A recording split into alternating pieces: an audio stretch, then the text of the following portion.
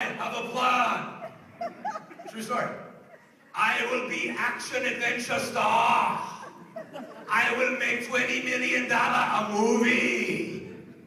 And then he went on to hand out to every person in the room a written out plan of how he was going to become Arnold Schwarzenegger. They said, we can't even say Schwarzenegger. We'll get in trouble. End up saying other words. And they said, why don't we call you Arnold Strong? He says, that ain't my name. I'm Arnold Schwarzenegger. I'm a $20 million man. This is in 1985, when people made $5 million at the top of their game. He had a dream for where he wanted to go. Where will you go these next 5 years? In 5 years, Christopher Columbus discovered a new world.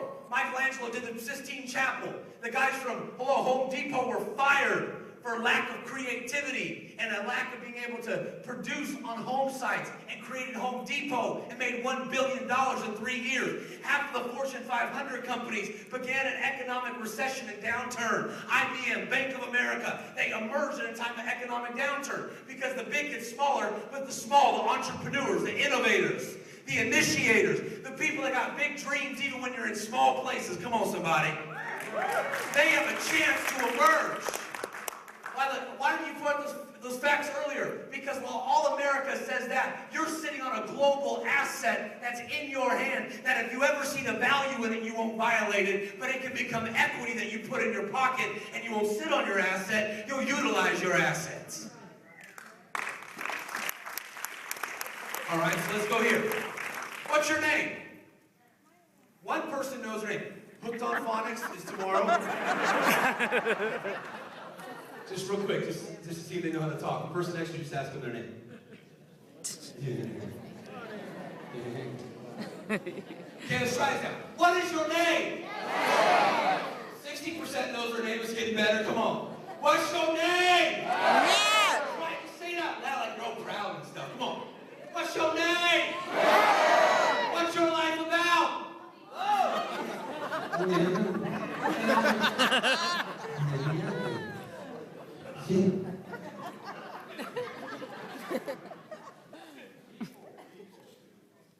3% of you holler back. That's what happens. Maybe that's why 97% of the world's owned by 3%. Because people don't know what they want their life to be about. If you would have 5 years left from right now, what would you want to be your life to be about? Why are you staying here a minute? I talk about your difference, but what would you want to deliver in these 5 years? What would you want to be known for? What would you want to be remembered for? What would you care about enough to fight for and deliver? Would you sense what's vital for a minute? I want you to deliver your deliverables. So many times we're asked to deliver things that are not even inside of us to deliver. What would you want to deliver to this planet right now? If you had 5 years left that were really meaningful, impactful, we would write a story, we would write a script, a movie based on your life, what you did in the 5 years. What would you really, world peace? Really? I want to be, this is a common one, I want to be happy. My dog wants to be happy. Does happiness to you and my dog mean two different things? Hopefully it does. Unless you just want to lay on your back and have your tummy rubbed, come on. And we put, come on, Purina down your throat, come on somebody. Why are you asking that? Because if you never determine what your life's about, you'll dabble with everything and you'll constantly change lanes. You'll change jobs, you'll change relationships, you'll change this. You'll dabble with everything but never master anything. You'll start diets and they're off. Come on. You're always full of resolution and no results. No more New Year's resolutions, just New Year results. Come on. Results. Come on. Commitment to an outcome. Not chasing fantasies. Think about how I want to do. It would conserve your energy and effort for what matters most. It would determine what you invest in, what you don't. What you say yes to and what you don't. Who you partner with and who you don't. Wouldn't that be awesome to be able to say to yourself, my name is my life's about? You said you did that? 14 years ago, I walked away from professional baseball. They told me I was an idiot for doing it. I walked away from professional sports, paid me good money, played for the Boston Red Sox. God, I really prayed. I wanted to help people full time. Everyone said you flunked out of school, high school. You flunked out of didn't do this in college. Man, I don't know if you should do that. You're good at that. But all I wanted to do was really help people full time. They say you don't speak too well. I went to a school to learn how to speak, and they said you're not cut out for this. People will never listen to you. But one night, I said on March 7th, 1996, December 2nd, 1996. March 7th is when I gave my life to God. That night I said, my name is Rex Crain. My life's about educating, which means to draw out what's in somebody, empowering people with tools and skills, and healing people's lives with the Jesus style. I made that declaration. From that point, can I tell you, that simplifies, but it amplifies. I do less, but deliver more. When people try to get me involved in all their other stuff, does that fit into what my life's about? Because if it doesn't fit in, then I'm letting somebody else drive me around. I want your life to be esteemed precious. Because if you don't value it, you'll violate it. You always violate what you don't value. Someone say, my name is. Come on. I don't care if this takes you 3 months to figure the heck out. You're going to see me in your dreams tonight. My name is, my life's about. I get this all the time. We get hundreds of emails. My name is, my life's about. What do I do? My name is, my life's about. We'll start like this way. Have you heard of a guy named Wally Amos before? Wally Amos was a talent agent for, what's the name of the company? Big company out in New York City. Brain farts, forgive me. William Morris Agency, excuse me. In 1975, he's a great talent agent, but he doesn't enjoy it. His partner comes up and goes, Wally, he says, I just want to say something. He says, you're good at what you do, but it doesn't seem you're passionate. You love it. He goes, what do you enjoy? Wally was taken back from it. He goes, you want to really know? He goes, yeah. He says, I'm passionate about making cookies. The guy was like, you okay? I was like, for reals? You serious?